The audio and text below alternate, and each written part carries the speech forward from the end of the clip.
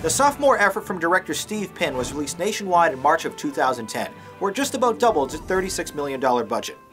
When a malfunctioning jacuzzi sends four friends back in time to a wild night of debauchery in the winter of 1986, they must avoid anything that could alter the future. The sci-fi comedy sees John Cusack, Rob Corddry, and Craig Robinson inhabiting the bodies of their younger, crazier teenage selves, while Clark Duke tries to ensure his very existence. While it's nice to see Cusack back in his most familiar decade, his performance is hardly a highlight. Instead, it's Corddry and Robinson who are the standout players, the former exhibiting perpetual immaturity in the face of violence, sex, and temporal escapades, while the latter brings a great deal of moral integrity to the chauvinistic proceedings. The supporting cast includes a quick part from Lizzie Kaplan, the inspired inclusion of Crispin Glover, once again stuck dealing with time travelers, and Chevy Chase appears as a mystical hot tub repairman for good measure. Even though it seems like the entire concept for this 101-minute feature was reverse engineered from its ridiculous title, the plot actually works, bouncing from gross-out humor to 80s satire to touching moments between friends. A recurring gag involving the impending amputation of Glover's arm is particularly amusing, largely thanks to Corddry's bloodlust. The initial time-shifting sequence is accomplished with a frenzy of great editing and an explosion of sound effects. Trying to explain the magical properties of the titular bath, Duke questions, "Do I really gotta be the asshole who says we got in this thing and went back in time?" The R-rated script is filled with crude language, suggestive situations, and a few spectacular instances of female nudity. We can dance if we want to. True. We can leave your the facts of the evidence.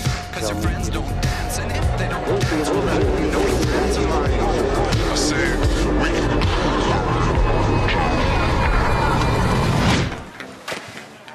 Dude is rocking cassette player. Just relax. I'm sure there's a reasonable explanation for all this. Tell me to Just relax. relax for a minute.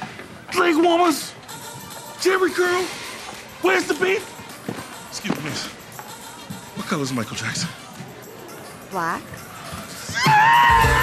When Corddry and Duke argue about the benefits of a male-male-female three-way, it's hard, no pun intended, not to laugh at their dilemma. The costume design from Dana Pink, no relation to the film's director, is a fantastic throwback to the 1980s, mixing colorful leg warmers with big hair and flashy jackets. Meanwhile, the soundtrack contains plenty of great period tunes, from The Cutting Crew to Motley Crue. While the temporal backdrop of this story isn't explored as much as I would have liked, it's a clever setup to a fun and childish 80s comedy that ends with a wonderful coda. The well-paced adventure actually has a surprising amount of character depth though, as it focuses heavily on themes of regret, second chances, and diminishing friendships. Between all of the puking, screwing, and punching, the movie actually has some heart, and is worth seeing a couple times. Hot Tub Time Machine has crass but endearing characters in absurd situations. And here's what you had to say about it.